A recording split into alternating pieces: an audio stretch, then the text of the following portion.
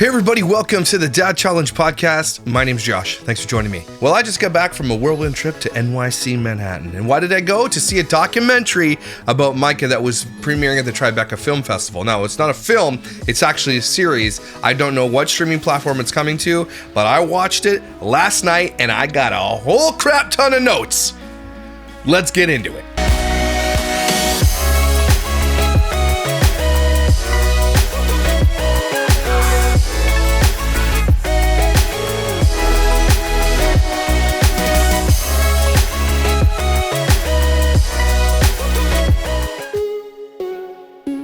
So, Mark and I went to New York City. We had this plan for a little while. We wanted to go make a little video, eat some food, enjoy the space, hang out. He's like one of my closest bros, and sometimes we get to do these things, and it's really fun. And it just so happened, as I was planning this trip and coming out, a lot of people started sending me this link to this film called An Update on Our Family. And it's a documentary about Myka. And it's not just a documentary, it's a series. But we got to watch the entire thing last night in Tribeca, at the Tribeca Film Festival in New York. Got some stories, like story time, okay? Story time about New York first. Can we do this? Don't ever ask anybody in New York for directions. Okay, that's what I learned. Learned that the hard way every time. I'm not even kidding you. If we trusted the directions we were given, we could have been killed or lost or both. Okay? Like unbelievable. And it's just, I don't know if it's like we're being trolled. They know we're Canadian. I don't know. But every time we asked for directions, it ended really badly. Or it was like, that doesn't make any sense. Let's Google this. And it's like, what the heck? We're taking the subway system. We're trying to learn it all. It was crazy. But we're brave, and we took it on. So just a quick story. Leading up to going to the Tribeca Film Festival, we left like 2 hours early because we wanted to grab a bite to eat before the film and just couldn't really find anything. And then we get off the subway, we take a wrong turn, and we end up down another area. And the guy's like, oh, it's like 25 minutes that way. You have to take the L train and then this train to get there. I'm like, I'm Googling it, and it does, like, the Google does say, like, 12, 15-minute walk. It was a 4-minute walk from where we were. And he told us it was a 25-minute walk, okay? Like, and I'm not even joking. We went to the mall in Syracuse, which is also in New York, by the way, asking people where we could find these, like, I love New York sweaters and stuff like that. And they're, like, giving us weird directions to things that don't exist, okay? What is it about New Yorkers and giving bad directions? What's wrong with you guys? But otherwise, it was really fun, really sweaty, really, really fun. We did the hop on bus tour or whatever it was called. I think it was called Top View Tours. Really cool. It's like $90 if you catch them at night and buy your tickets for the next day. They'll give you a major discount on it. We went and saw the Statue of Liberty. We drove around. We ate some food. We had some pizza. We only stopped at $2 slices because it's just all we could find. Honestly, I think the dollar slice is a dying breed in New York. Someone had said that to me. It's like it's dying off. It's not happening. And they weren't dollar slices. The second one we went to said 99-cent slices. If for 2 slices and 2 cans of pop, it was $9. Okay, unless the pop was $4 a pop, I have no idea what's going on. So, but the food is great. Like the street meat, everything is just, oh man, the food in New York is awesome. Everything was great. We had such a good time. So anyway, we did all the sightseeing. We get out there. We finally get to the theater, and got my tickets ready, lined up. And the lineup is actually huge. Like, I'm actually surprised that this many people are coming to see it. We asked a couple people in line, why are you watching this documentary? Why are you here? And it was all like supporters of the filmmaker who did this film. So, mostly. Like, they weren't there for Myka. I don't think I saw a family vlogger. I might have. I'm not sure, but you never know. And you see if they linger on you, if they know who you are. And you're like, because family vloggers know who I am. I'm Voldemort in the family vlogger world. So, we finally get into this thing, sit down, and the documentary starts. And I'm excited about this. And, like, not 5 minutes in the film, look over at Mark, and he's like this. I realize that this is obviously way more interesting to me, and I'm so invested in it because I've been talking about this since my channel started, and it's kind of the reason I'm here. It's the biggest story that launched this whole thing, and I understand that, and I'm way more invested. Mark, you can't watch a movie with Mark without him sleeping, and the guy next to him was just laughing at Mark, so I had to wake him up a couple times because it's, you don't want to snore. I didn't mind if he's sleeping, but he was like, it was so funny. Anyway. All I'd say, New York was fantastic. Maybe I'll put a little video together or something, just a quick video on like what we captured, had some fun, put some music behind it. But great time. New York is very, very cool. And when I was young, I used to think, man, I'd love to live in New York. Now that I'm older and I live in the country and I've lived here for a while and I know what it's like to be out in the space, I would never, ever in a million years live in a city like that. Like, never. It stinks. It smells like weed. Like, everywhere you go, it smells like people, it's like they're blowing weed into your nostrils. Here's some weed. Thank you. Thanks for the weed. Weed in the subway, weed at the New York Yankees game we went to. Guys were vaping in front of us. Like, just, are you okay out there? I guess it's probably the same in Toronto and every major city, but like, just weed, man. Ugh. Anyway, all that to say, went to the documentary. And here we go. So, first thing I took away was the whole outline of this documentary, and I'm going to continue to call it a documentary because it's what it is. Now, it is a 3-part series, and they showed it in its entirety, so I don't know where it breaks up into first episode, second episode, third episode, because they didn't like do it like that. They just let the film play through as in one movie, because it was a very long movie. Then it was like an hour and 40 minutes altogether. So each one's going to be roughly, I don't know, 140 divided by 3, whatever that is. So, but they interviewed this lady. I forget her name already, but basically she was a fan of Myka. She had her own little channel, and they first of all, I think it's the first mistake is they use this lady. It's basically, so the whole documentary is around this lady who was a fan of Myka. I'm not joking.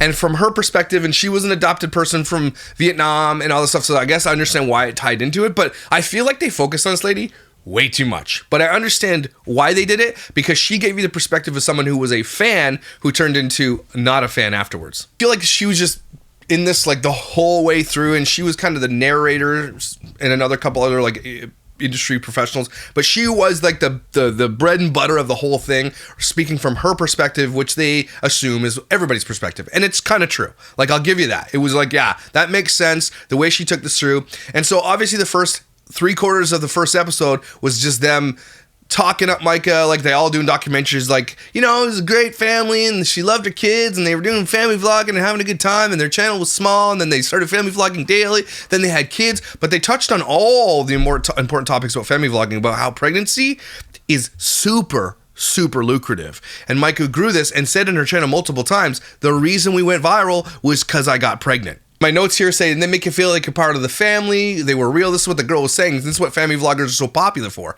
They make you feel included in their family. And I don't know who needs to hear this, but if you think you're part of a weird internet family and you're part of their family because they say it, you're weird and you should get your head checked. Okay? Because you're weird.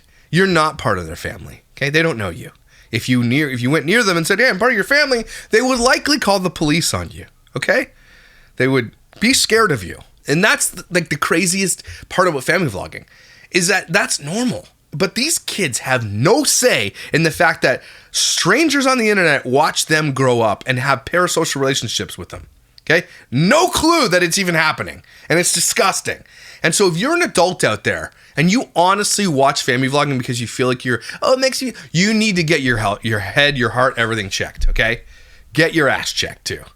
Okay? Because you're dumb. Brought in a family called the Earl's family a lot too, and here's the way I think they did this documentary. So I don't think they actually told the people, except for that main narrator girl who was surrounded, the whole film was surrounded by her. I don't think they told these other families that they interviewed that they were doing a documentary about Myka. I think they were telling these other families that they were just doing a documentary on family vlogging. Now, I don't know all the ins and outs of that, if that's like proper, if that's, I don't know. It sounds like they didn't know, because there's this big drop at the end that's crazy. So they brought in this family called the Earl's family. I've never heard of this family, but now I'm going to snark the shit out of the Earl's family, okay? They went on this documentary trying to be all like, it's good, we didn't even mean to get followers. It's so stupid. And they're your standard white, douchey, gross exploiter people who are like, we're just sweet. We're just a bunch of sweethearts who exploit our children for cash. And I hate them. And I'm going to be like snarking on all their videos now. Congrats. You were looking for attention, you got it. Because like with the things that he said at the end, and I'll bring it up, people in the theater were like, oh, like it was crazy too, because every time there's a moment that happens that's so absurd, okay, everybody in the theater is either laughing or like, what the you can hear people audibly be like, what the fuck? Like, I'm not kidding. When they say things where we've touched on this channel a million times, they see it. And that's why I liked this audience, because I don't think they were aware of family vlogging or Myka Stauffer. Obviously, they were there to support the filmmaker, and it's all their friends and family, and it's like, and there's hundreds of people in there, right? And I honestly liked that they didn't know anything. I really did think it was a great audience to watch this and to bank it, because I knew everything. I'm intimately in detail with family vlogging and what Myka did and what James did and all this kind of stuff. And so I'm seeing it coming. I'm like looking around, like, let me see what they think of this thing. And they say, and then they would react viscerally. And it was great. It was a great place to be like, okay, we were right. These people are seeing this for the first time and they are flabbergasted at what she did. There's a point where Myka loses the baby, and so they're obviously trying to make Myka look good at the beginning, and that's how they do documentaries, right? They start you off, be like, oh, she seems sweet, this is good, what's the problem? And then they hit it, right? And I think after the first episode near the end, they played this clip right here. If anything, my child is not returnable. And like, that's bullshit, because we know how it ends, we have hindsight. It's forever, and we know it wasn't, and so everybody in the theater just laughs because they see that the absurdity of it all. But this is what I took away too from the baby loss, and this is another thing I don't like to talk about at all. Like I almost never like to talk about this because the situation is crazy. Is that when people lose children, and then they use it for content? I think it hits everybody wrong. I think a lot of people look at that and they say that we shouldn't be watching this. Okay, and the grossest part is we used to be it used to be socially. Like, don't, or people didn't want to tell you're pregnant until you're at least past the first trimester, 12 weeks in, 8 weeks in, or whatever. So it's more viable because people don't want everybody to know every bit of detail. I've said this about family vlogging in the past. They tell you the moment they piss on that stick because it's worth a lot of money, right? And to them, it's a win-win situation that if the baby is good, they have a birth and they make $1 million off the views. If the baby dies, they capitalize on the heartbreak of all that and they make $1 million. So no matter which way it goes, they're making $1 million, and they will absolutely take advantage of that. But Myka's one was a little bit different because they're like, oh, we just lost the baby. It was like in passing, we lost the baby, and like obviously looking for those accolades online. Oh, you're gonna be okay, mama. But theirs wasn't like a viscerally crying video, like, oh, we're so heartbroken. It wasn't like that at all. Nothing like that at all. And they show that. That was really interesting because I think a lot of people in the theater were just like, what the hell? There were so many like reactions, which I really, really thought was valuable. I was writing notes like feverishly. I didn't want people to see my screen because I'm like, I didn't want to distract anybody.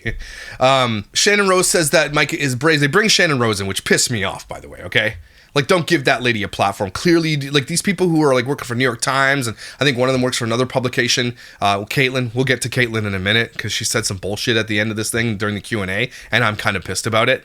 But they bring in Shannon Rose to this documentary because who else are they going to get, right? They're trying to figure out who they're bringing in. I don't think they told Shannon Rose. Oh, no, Shannon Rose was aware that it was about Myka. The Earl's family, they didn't know it was about Myka. Okay, but Shannon did. And she's talking about how they were friends online, and then when it went down, she didn't reach out to her. She chickened out and didn't have anything to say to her, right? Shannon Rose is a douchebag, though. And filmmakers, if you're watching this, because I know you are. Great film, by the way. I should say that. It is really well done, really well filmed. The sound, audio, the interviews, all great, amazing. Okay, so thank you for making the film. I should have said that at the beginning, but I know you're watching this part.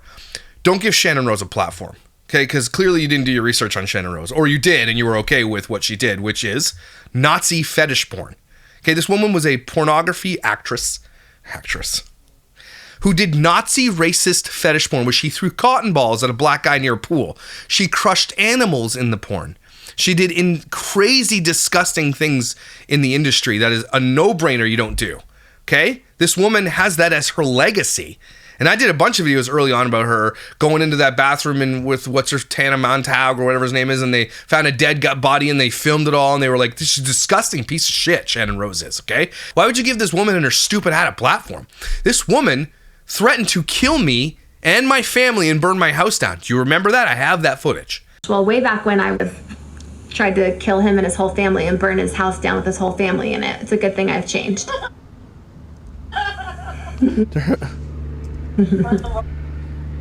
Okay? This is a woman that they gave a platform to made her look like halfway decent. This is a woman who is disgusting, and her legacy that is left behind for her children and for them to discover is going to be very bad for her children. Okay, I know that she has gone on and she doesn't do porn anymore and she's turned a new leaf, whatever. She bathes in the rivers upstream from people who shit in the river. I don't know, okay? She's really weird. She probably doesn't wear deodorant anymore, okay? She's a real big weirdo, and the fact that they gave her a platform really pissed me off because there's a lot more out there that would have, like, probably, maybe not. Maybe I'm wrong. Maybe they tried to reach out to a bunch of people and everybody's like, Myka Stauffer is freaking toxic AF. Could have went to Our Life. She would have went on. She has no shame. Right? She's not an ex-porn star who did Nazi fetish porn, Okay, there's lots of people that could have done it. I don't know why they got Shannon Rose. Anyway, that's my big rant on Shannon Rose. She's a douchebag, and she had no business being in this documentary. But basically, they brought her in, and she's like, oh, she's just there to be like Myka Stauffer's like cheerleader. Basically, she did nothing wrong. And then they brought the Earl's family back on and literally said in this documentary, and you'll see it when it comes out, they said, we exploited the pregnancies and it went viral. We exploited pregnancy content. Like, you're getting the Earl's family behind the scenes, how the sausage is made, telling you how it really is. We exploited this for money. They said the freaking quiet part out loud. And this is a family that you know doesn't like to put any negative things out there about themselves. They're really, really careful with their image, everything else. And he said that. And I'm pretty sure he's going to be pissed that they put that in the film because he said the quiet part out loud, and I'm glad he did. That douchebag. More notes on the Earls, and we'll do a whole, again, I'm going to snark other stuff now because that's how I basically got all my early starts on all the channels. It was anybody who was connected with Myka, I then tore into them. That's how it works. And so I'm doing that here. Basically, the Earls, like every other family vlogger, they're trying to, I think what they wanted the Earls to do is tell you, be the family vlogger in the documentary that showed you how it happens, how it really goes down. Oh, we didn't mean to get fans. I woke up one day, we had 300 fans. I was like, what's this? What's this on YouTube that I have found? Like, they're so stupid. Okay, you're dumb. We don't believe you. Why else would you put videos on the internet if you didn't want fans? And then they finally started making money, and she's like, that's when everything changed. And so they were using this family to be that benchmark, to be like, this is where it all goes, because this family was normal before this, and then the money came in, and then they started living high off the hog and exploiting their children, and they did everything. And we'll go to their channel, and you'll see that it's like medical, everything, and they admit that is bullshit. They admit that they shouldn't be doing that, and then they did it. They admit it in this documentary. Oh, I can't wait for you to see it. They touched on that when family vloggers use their children in, I think it was Earl's or somebody in the documentary said that when family vloggers use their children in content for advertisements, it is literally tenfold the money. We used to say double. Tenfold if you use your children in content for advertisements. That's crazy. And even more reason that if you ever see a family vlogger talk about a product, you need to boycott that product. Don't buy that product anymore. And you tell that product why you are no longer going to buy that product. We need to make family vloggers so toxic that people will not give them money. You know what I mean? I'm not trying to start an ad war on YouTube or anything like that, but we got to make this thing so toxic that they're untouchable with normal advertisements. Okay, I'm serious. That's the only way we're going to fix this problem. And then when they get into the Fabletics thing with Myka, it was her first major big sponsor. She's making a bunch of money on these Fabletics things. It was funny because they're talking to Fabletics, and I don't think that they didn't know when they went in to talk to Fabletics, they didn't know they're talking about Myka. Okay, so they get in there and they're like, this is why we use, family vloggers for our marketing, because it's like tenfold the money when you use these people. And he was admitting it. Fabletics was sitting there admitting it, that we use the exploitation of children to sell our product. Okay, so don't ever buy Fabletics, because they'll still do it to this day. He admitted on camera they makes tenfold the amount of money because they don't have to hire models, they don't have to do photo shoots and commercials. They just send it to some lady who does a family vlog and they make a ton of money off of it. Okay, and he admitted, he's like that, So basically, Fabletics just admitted that, yeah, we use the exploitation of children to make more money because they don't have to pay for a child to come on a set and to do all these things. They subvert all the rules when they hire a family vlogger. And it's way cheaper for them. That's why they do it. Okay? And so don't buy Fabletics either. Fabletics can kiss everybody's ass. I don't care how good Fabletics makes your ass look. Get rid of Fabletics. Okay? But Fabletics dropped Myka. And that's why they were interviewing, because it was a big one. Because what's her face, who owns Fabletics, the actress there, went on Twitter and said, we dropped her. We're not working with her anymore. We don't condone what she did. Blah, blah, blah. And then they dropped the question, is that what you did with Myka Stauffer? He looks over on the camera to the lawyer that's in the room with them, and he's like, yeah, we're not going to talk about that. Like, that's how toxic Myka is. They're not talking about it. Scared to talk about it. Myka is the Voldemort. Okay? And it was like super gross of them to be like, oh, yeah, we're not talking about that. Like, again, I think that's when the interview stopped. That was over. The lawyer's probably like, yeah, we're done with this interview. But they got what they got. And so Fabletics is being a chachi bunch of assholes for using exploited children to sell their shit. Then they went into why she adopted from China, and then they have all the old footage. I don't know where they got it all, but they got lots and lots of her old videos before she removed them, obviously. I think this documentary's been in the making for a couple of years, and she removed her stuff pretty soon after that. And I think they downloaded all the videos before she got rid of them, which is awesome. And so let's not forget that she adopted from China because she didn't want to wait. There's a bunch of ways you can adopt children in the States. Sometimes the waiting list can be years unless you're Della Vlogs and you just buy a baby, or I don't know how they did it. Because to get a newborn baby takes years, and Della Vlogs got one in weeks. And I don't know how they did it or whose palms they greased to do it, but it's gross. So Myka starts talking about the adoption of this baby before she even has picked a baby out, before she even has taken the next step. She starts capitalizing us, and I don't think she realized it was going to go as viral as it did, and then it went massively viral, and then she was stuck. And so she didn't want to wait. She just wanted to adopt as fast as possible, so she chose this baby that likely is going to have some diseases or going to have some problems in life, and that's why it's easier to adopt those babies, because no one wants them, and it's just really heartbreaking, actually. Right? And they picked the name H before they even picked a baby. It was like, that's gross. That's an accessory. That's what they're doing. They got the name picked out, and then they went and looked for someone that looked like it could be the name. It's just disgusting how this whole thing went down. And then Myka did some video where everybody laughed her in the theater where she's like, "Dear Lord, if you have any time, could you give me a baby?" And the people were laughing because she's such an idiot. I wish they would have put more for like Myka-isms in there because it's so funny. They put a couple. She showed the picture of H before she even had him. They did this, and she said in the video, to give back to the audience who's supporting us, here's the picture. She did the puzzle piece fundraiser, where if you donated, each puzzle would go in, and then the puzzle would turn into the picture of the kid. That's disgusting. I'm sorry, that's disgusting. And then she did they played I think this is where the first episode ended, where she says, "My child is not returnable." She says that, and the audience is like audibly gasped. Okay, and then it goes into episode 2, where they talk about why this gets so popular, why having babies on YouTube and social media is so popular, because no matter what we think of it, it's undeniable that this taps into something for a lot of people. They like to watch the pregnancy. They like to see babies being born. They like the family aspect of it all. I don't know what it is. It's undeniable that this obviously is that reason. And Myka was doing it a little bit earlier than everybody else was, right? And then it became this big thing. And she tapped into something visceral because she grew from like 10,000 or 9,000 subscribers. They were showing the whole count and everything to like 700,000 after she did daily. So she gets pregnant and she does daily vlogs after she gets pregnant.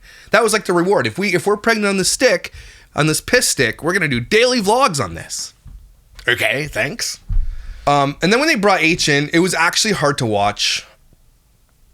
You're reminded of how heartbreaking it actually is. They don't show him, they don't show any of the other kids, but they draw him in with the rotor animator, I don't know what it's called like that. But it's like basically just quick shots, like they draw a rough picture of him over top of him in the video. And so you sort of see what he looks like, but not really, right? They protect his identity. And it actually is heartbreaking to see when they show the adoption video, and I never covered half of those videos. Okay, I didn't cover when they went to China. And I'm sure if I would have broken down, because when they went to get him and he ran back into the other room because he didn't want to be with them, you start realizing you shouldn't be watching this stuff. This shouldn't be filming it, first of all, but you shouldn't be watching it. And even the girl who was a big fan during this time, she even says, like, this is a moment I think a lot of people who are huge fans were like, we shouldn't be watching this. You're watching a kid's trauma unfold in real time for money. Okay? And that part really hit me. It hit a lot of people. I saw people look around, people were crying. That's how viscerally it hurt people to see this kid who was with a foster mom for 2 years in a country where she speaks his language. She knows Chinese, maybe being taught a couple English words here and there. And then he goes in this room and he sees this strange white family with a camera in his face. And he runs back away because he doesn't want to be with them. Even though they've had pictures, he's seen pictures of them and they've communicated over video. It was brutal. It was absolutely brutal to watch. And the fact that Myka and James monetized that to the tune of like, I think it was 700 something thousand views was absolutely bonkers. Okay. And it was so heartbreaking to watch. Adoption is trauma. They were talking about they brought in an adoption specialist who talks about the trauma of adoption. And we don't talk about this enough. But the trauma of adoption is a real thing, okay? It's not just a white family getting a baby and everything's all great. It's not how that works. And I think that families like Della Vlogs, they're going to realize real quick that's not how that works. Because it's not all easy peasy lemon squeezy, right?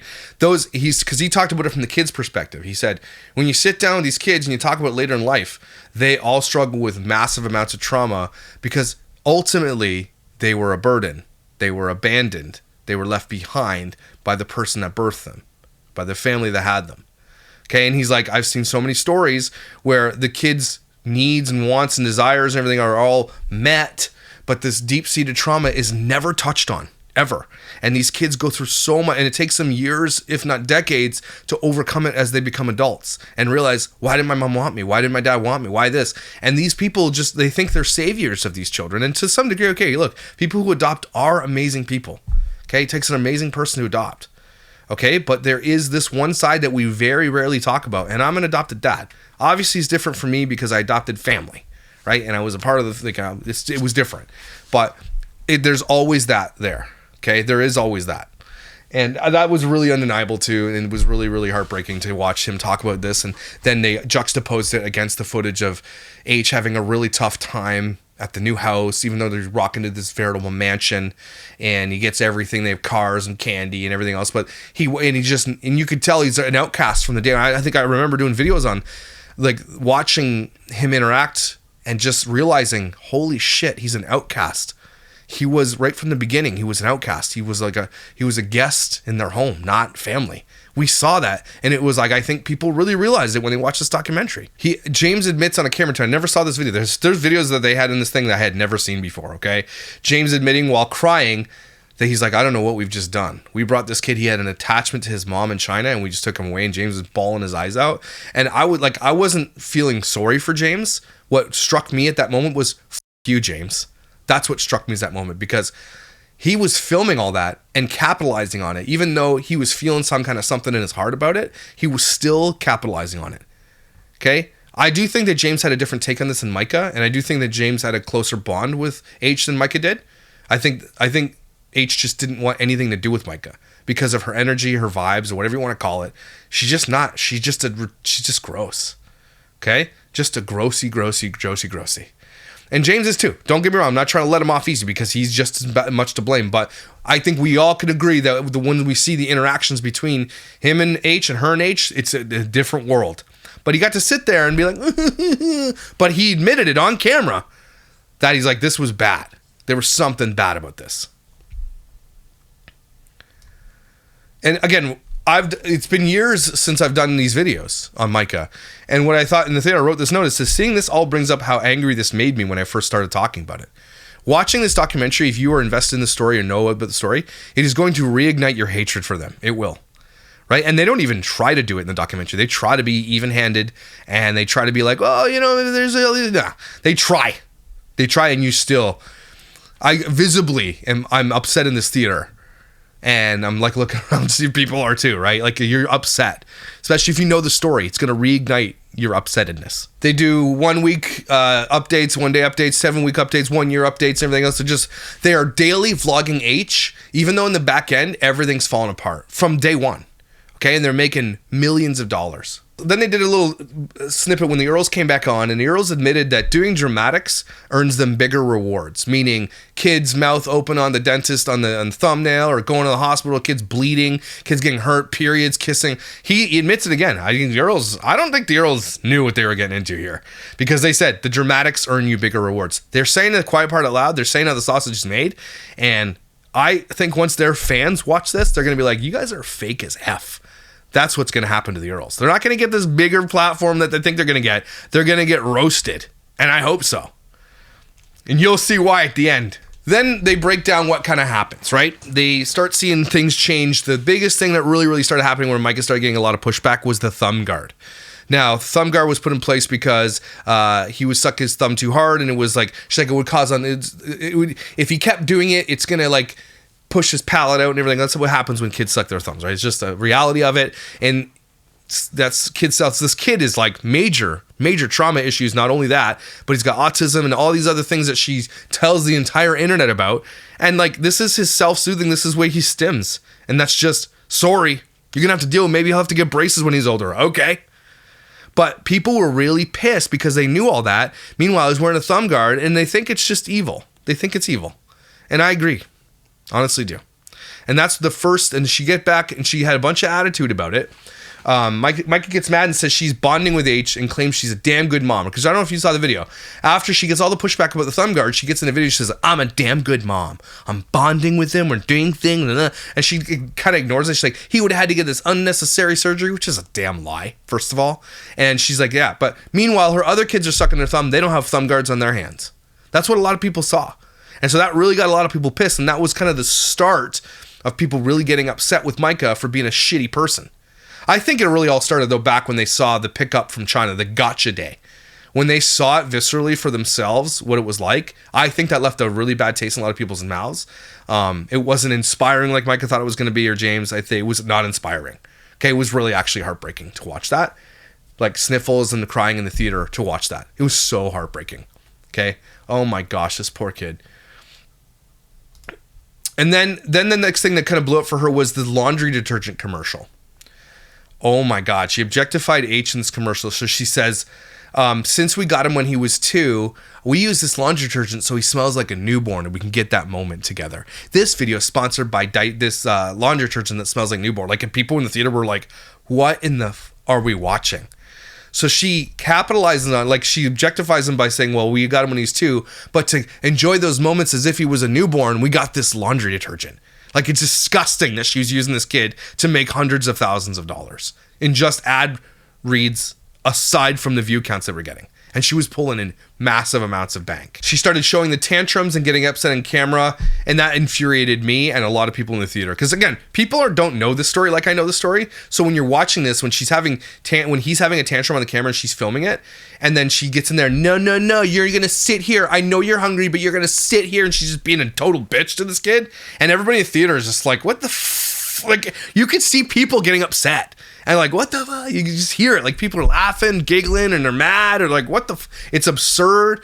And so people start seeing that. They say, okay, well, she shows the tantrums, and then she gets pissed at him for being who he is, even though she chose it. Because don't forget, in the documentary shows this. Don't forget when she was talking about when she was wanted to adopt from China, they gave her a list of 100 diagnoses, and she said she checked off 99 of them. Okay, so she was like, we're good with whatever, except for one thing. I don't know what it was, but the one thing she didn't check off. And she's like, this is what she wanted. And so people are like, this is what you asked for. This is what you monetize. This is what you're saying. And all of a sudden they see her changing her tune because it got too hard. And then she did a video where she talks all about his diagnosis. And she cried. And she made herself the victim about his diagnosis. Who else did that?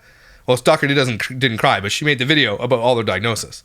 To feel, what was me? Feel sorry for me.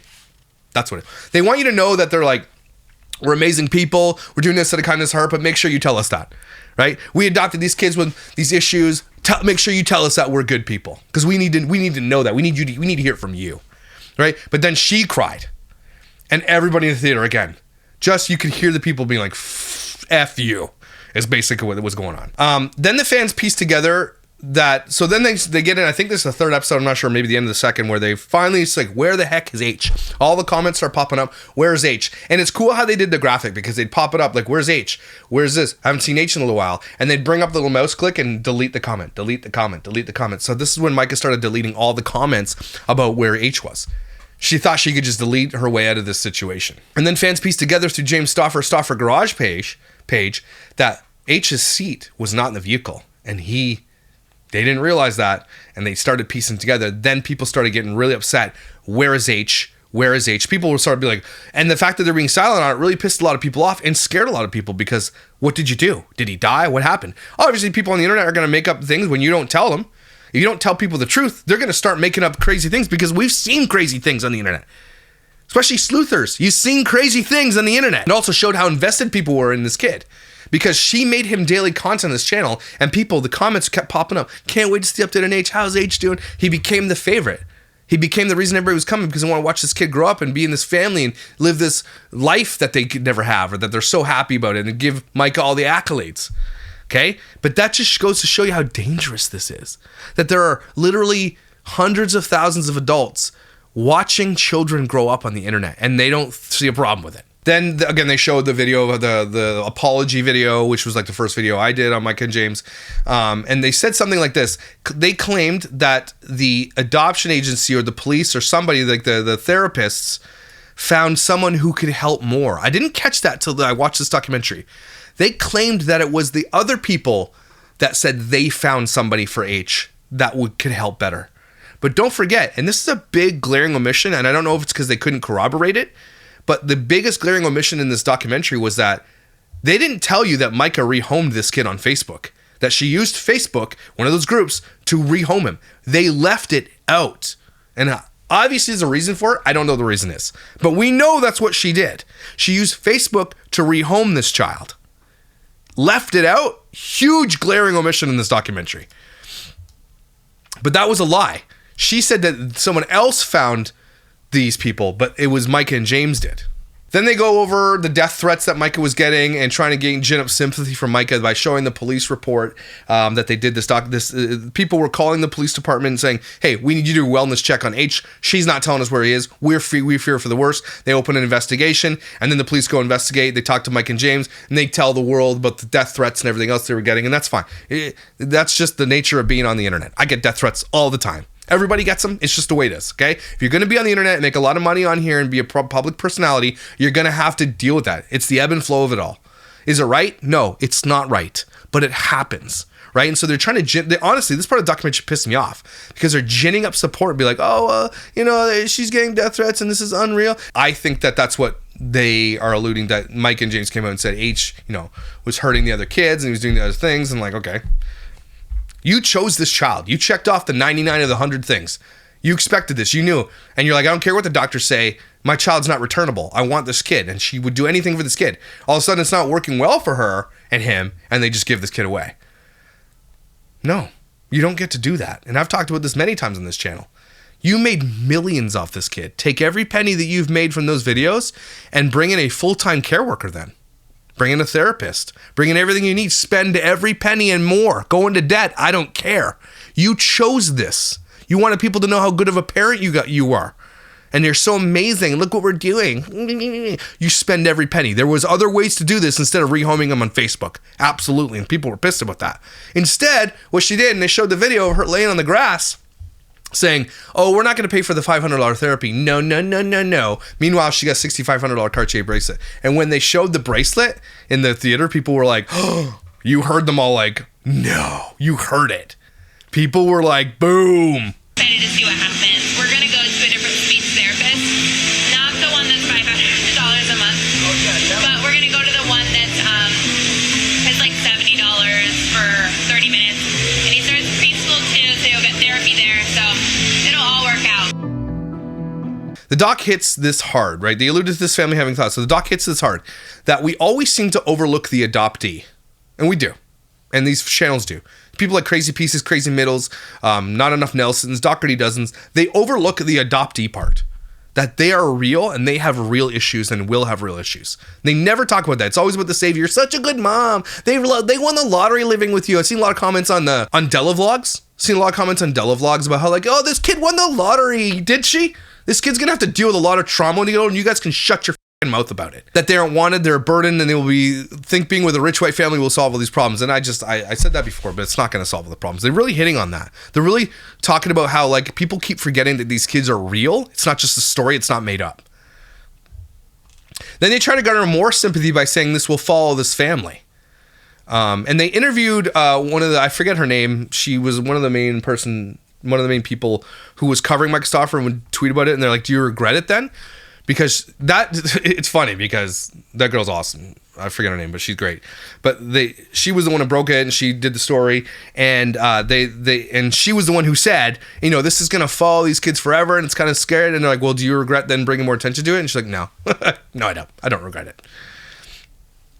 She's like, that's on Mike and James. And that's right. That's it. Everybody who calls me out for being a child exploiter or a secondary exploiter or everything else, that was a perfect point. This woman had it right. That's not on me. That's on them.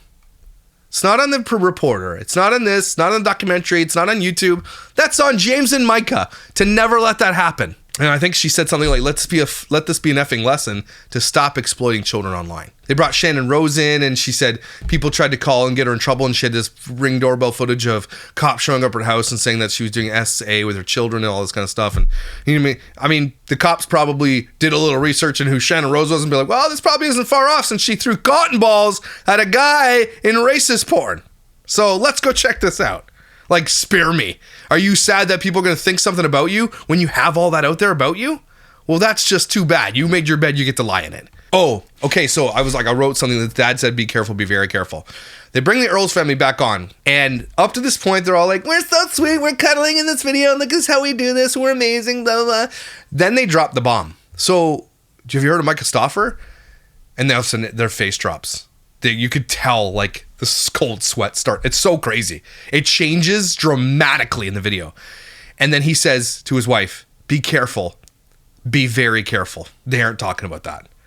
Why? Just call them out. You know why they won't call them out? You know why the Earls don't want to have anything to say that? Or all these other people don't want to talk about it? Because if to talk about it, they'd have to admit that what they're doing is wrong too. And the same with Fabletics. To talk about it would have to be Fabletics admitting that they are using child labor, exploited children to sell their pants. So in order to talk about it, they'd have to admit it. And that's why they got people saying no. So he was smart to say that, but a douche to say it, right? Be careful. Be very careful. And then, like, I think after that, they said this interview's over. I honestly think they were pissed. At that point, they're like, what did we get ourselves into? So Earl's family, welcome to the show, bitches. This is where their whole theater erupted into, like, hilarious laughter about how dumb this guy is.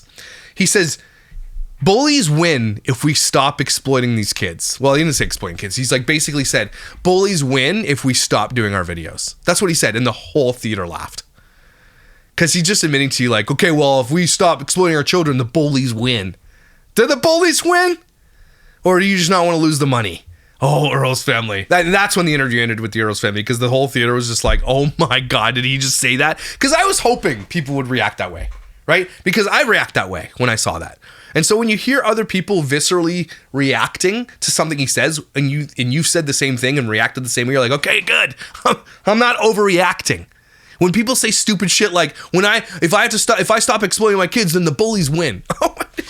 Like, people are like, what? Then they did a whole series on that, like, we're so glad H is in a better loving family, blah, blah, blah, all this kind of stuff. And maybe he is in a bit of a better family, but what they didn't know, that H is still online. The family that has H now, they use him in social media. And I reached out to them early. I said, obviously you know that this kid's got major trauma. And the things that he's going to have to deal with when he gets older, this stuff is all online.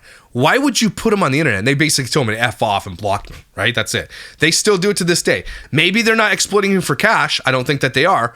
But he's still being used in content to be like, look at me, I'm a good man. That total douchebag who's still putting him on the internet knows better.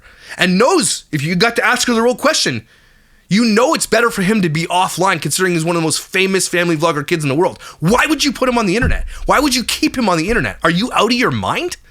And she's just like, F off and do what I want, basically is what she told everybody. And these people they ignored that lady's doing that. They just say, oh, we don't know where he is. Yes, we do. We do. It's gross too. Imagine you're a kid coming from that much trauma from a person who exploited them online, put them on cameras, and he was uncomfortable with it, and his whole life is out there. And then you just continue to do the same thing? You're a psychopath. I thought too in this documentary, because they threw a bunch of YouTubers on the bus during this thing. They're like, YouTubers were taking advantage. They mentioned me a couple of times. They didn't let me talk. Well, sorry, once they did. They had Sloan on there a couple of times. They had everybody who covered this. They had like everybody who's covered it, right? But at one point, the dig at me was that there were YouTubers creating their whole career off of this. And they showed my video and like 65 videos of Myka, and people laughed at that. And I thought, that's interesting. But they were just basically saying these people were making money on this. And it was like, became a big giant thing. And YouTubers, this is what they were alluding to, YouTubers doing this for covering other YouTubers, not just Myka. But what we do in this industry is that we get paid to basically call the other YouTubers out. And they were like, in a negative light, they were saying this. Journalists covering this story, getting paid to cover the story, were calling YouTubers out for covering the story. The irony was thick, and I don't think anybody saw but me, because I was like, I was clutching pearls and popcorn. I'm like, excuse me? Because hold on. So I thought, you know what? Maybe I'll do my own Myka Stauffer documentary, because I think of all the people who know a lot about her, I'd consider myself one of those people. I've been following this story since the beginning of my YouTube career. This is one of the ones closest to my heart. I know a lot about it. So maybe why don't we do a documentary covering all the other YouTubers who covered Myka, why they did it, and let them have their choice to speak. Because they honestly, this documentary threw YouTubers under the bus. And it made me think of the Gabby Petito case. And I'm not saying I'm part of the reason it broke. I think all the people covering it to make it viral overall did it. But the Gabby Petito case, the murder doesn't get solved without YouTubers covering the story. And again, not just me. I mean everybody. Okay? It doesn't get covered because it doesn't go viral without YouTubers out there doing it. And then Red, White, and Bethune isn't seeing it in the virality of it and saying, oh, well, we have footage of that road. Let's see if we have this van. And they released it. Then they found her body. Remember that. When you're out there throwing YouTubers under the bus because you're like, oh, they're just capitalizing on it. There are crimes that have been solved because of YouTubers. Murderers have been caught because of YouTubers. Go watch the documentary Don't F with Cats, okay? Do it right now after this show, okay? YouTubers, for all the good and bad, just like journalists, sometimes get it wrong, sometimes get it right, but it's the nature of the business, okay? We cover it because we're outraged. But I think they were saying all people were fake outraged. Nobody was fake outraged about this, I promise you. Everybody was real outraged about Myka. It wasn't fake. We were upset. I was upset. Still am to this day. And when you watch the footage of H, and that's the next point, they show him walking down, playing with a light, and I'm like tears in my eyes because I'm like, that's poor. Every time they bring him back and he's just trying to be a normal kid and your heart breaks every single time you see it. And I wanted to ask them. I wanted to ask the filmmakers because I thought they were going to do a question period after they didn't. But I wanted to ask them, like, did your mind change after all the hours of research you did? You know they watched my videos because Caitlin was saying some shit at the end that, like, I told her. Anyway, like, they know they watched all things. Did your mind change when you made this documentary? Because you're pouring hundreds and hundreds, if not thousands of hours into the research and everything in this film, which, again, is really well done. But did your mind change? Were you more soft or were you more hard on Myka and James afterwards? Because I am more upset now. When I'm reminded of it all, I'm reminded of the outrage and how justified we were in our anger. It was righteous anger. We were all upset. And to just make YouTubers seem like, oh, they're just capitalizing. So are you. So this is it. It's Caitlin. So at the end, the documentary goes, like, round of applause. Amazing. Like, it's a really great series. Really well done. Filmed incredibly well. I don't know where it's streaming, but go watch it. Okay. It's worth a watch. And see if I'm wrong about those things that I got upset about or, like, wasn't very happy with. But then all the women came up. So the producer, who's a New York Times article writer, and a couple other than Caitlin, what the hell's her name? Caitlin Moscatello. She's a writer for Business Insider, I think. I think it's Business Insider. I don't know. I did an interview with her about this years ago. Okay, and I looked up the interview that we did, and she was really just like, she was like, you made money on this, right? I remember looking back, I was reading the questions and the follow-ups from while I was waiting for them to get up to the question and answers. And I'm thinking, like, she kept asking, like, you made money on this, you made money on this, you made money on this, right? I'm like, well, my first video wasn't monetized because I hadn't had 1,000 subscribers, blah, blah. So I wasn't monetized to begin with, and I didn't expect to be monetized. I didn't do this for money. I didn't know I was going to be monetized. I didn't know any of that stuff when I started this, talking about this. I didn't know any of it. I became monetized because of it, yes. Right? And then, so she really was pushing that. And I now realize why she was pushing it. Caitlin's being hypocritical by saying YouTubers monetize this story while sitting literally in a movie theater in a film that she helped create, that she's like a producer on. Okay, that she will capitalize on. And an article that made her go super viral that she got paid to do. Interesting that, right? It's okay for journalists who have a journalism degree to get paid for it, but YouTubers out there doing it, no, we don't deserve. We're just covering it because we're just monetizing. We're just doing it for cash. Well, what do you do your job for? Right? And she says, well, I'm interested in stories and uncovering. So are we. That's what we do too. Especially for me, when I started this, I wasn't being paid to talk about this. I was pure outrage from the beginning and still am. Okay, so it was never about being monetized. It wasn't about making money for me. I had no idea I could make money doing this. Okay, so I was really pissed when I was furious actually. And then she's like, you know how I know these people weren't really in it for helping? Because when I dropped my article, I think I said this too. She's like, they were upset that I didn't credit them. And I'm like, okay, well, why didn't you credit the people that gave you interviews? Why did you use their information but not credit them? Because you're a journalist. If you were to give someone, you would like to be credited for your journalism, right? If I quote your articles, would you like to be credited for that? Or are you going to interview me, take the information I gave you, then pass it off as your own, and then not credit me. She's like, oh, because they wanted to be credited, then they're not serious about covering this. She's literally said that from these people. I was pissed at Caitlyn, okay?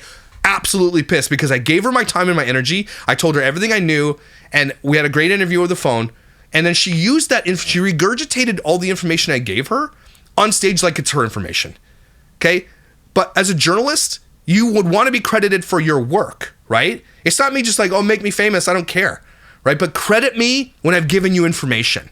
It's just the right thing to do in the journalism industry, by the way. So I was so pissed, she said, because a lot of people were upset that she didn't credit them during that interview. I'm one of them, right?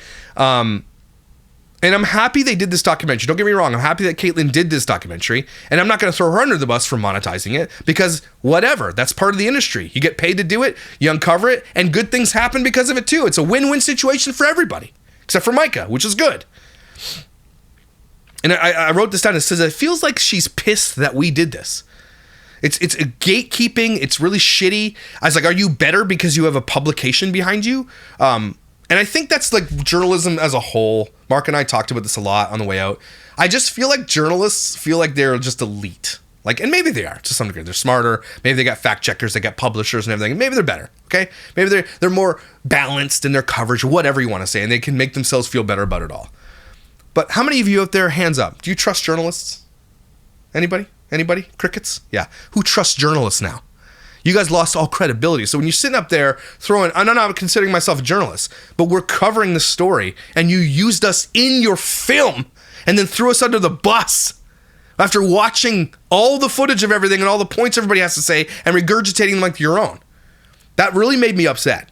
Okay, because there's a lot of YouTubers out there putting a lot of time into these things, and a lot of YouTubers covered the Myka Stauffer situation. Just to throw it away like we're just monetizing it was really disgusting of these journalists. Okay, and it wasn't the other ones, it was just Caitlyn. The other ones didn't say anything like that. So I'm not mad at those ones. I'm just mad at her for saying that. And again, and I wrote, they also missed that Mike and James rehomed him on Facebook. So I wrote this to Kate Mosk, and I said, hey, Caitlyn, excellent film series on Myka. If I may, during your Q&A afterwards, you said that it was hypocritical for YouTubers to monetize their videos on this topic. How do you square that while also monetizing Myka Stauffer's story? Are you being paid for this film you're going to release? And I said, also, quick side note, you platform Shannon Rose and put her in good light. Are you aware of anything she's done in the past? Racist, Nazi porn for one, and that curious time that she threatened to kill my family and burn my house down. She hasn't responded. She's not going to respond. But sitting up there all high on the hog, like thinking you're better than everybody else, journalists do better. Okay? Everybody hates a cocky bastard. And she wasn't even the one who broke the story. The person in the documentary, this girl, I forget her name. I wish I had it. Sophie Ross is her name. Her name is Sophie Ross, and she's great. She's really great. Glad they put her in the documentary. She's so good. She's got a lot of attitude. Sophie Ross, go follow her. She broke the story. And all these people up there who are just kind of regurgitating everybody else covering the story and then making a film about it. I'm glad they did it. I'm glad that they had the money and the fame behind them in the New York Times and all the clout, because that's what's needed. Good. This documentary overall, honestly, 7 out of 10. Excellent, excellent, excellent. A little bit too soft on Myka and James, I think, but I understand that's because the journalisming. I understand that, right? They got to be balanced and show all sides and all that kind of stuff, but there's really only one side to this. Myka and James are douchebags, and they don't deserve a platform.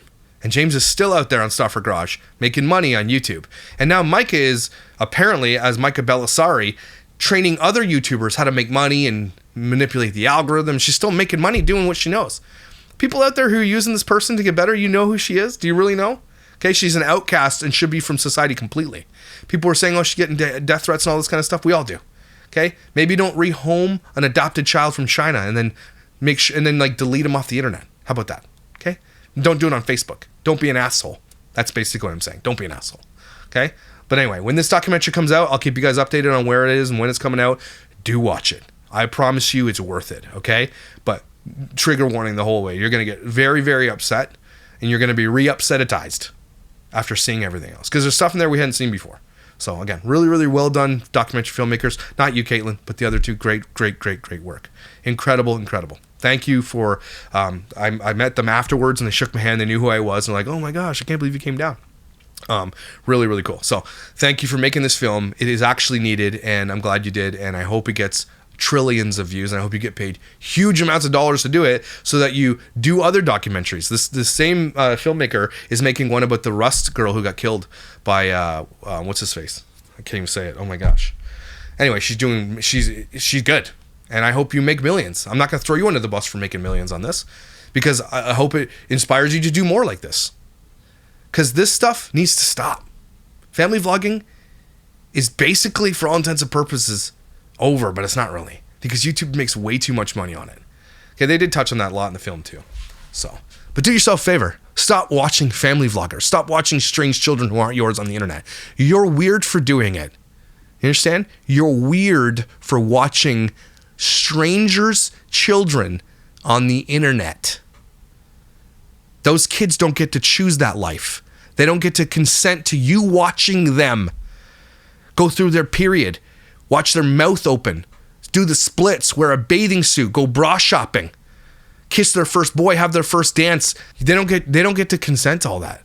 And by watching it and commenting on it and giving them your social media currency, you're helping them. Myka Stauffer will eventually be, once this is over and the rules change and the laws change and YouTube finally gets its shit together and TikTok is deleted and all these kids are saved, it's going to be because of what Myka did. Okay? It all stems from that moment. Jeez. It has changed so many lives, including my own. Whose life did it change the most? H's. Right? This kid is going to have to suffer through this for his whole life because of what they did. And if you're wondering if the internet's forever, this happened 3 years ago? And now there's a documentary coming out about it. Myka, James, go f*** yourself. All right? Everybody take a deep breath with me. Yeah. Really, really, really, really fun week. Really good documentary.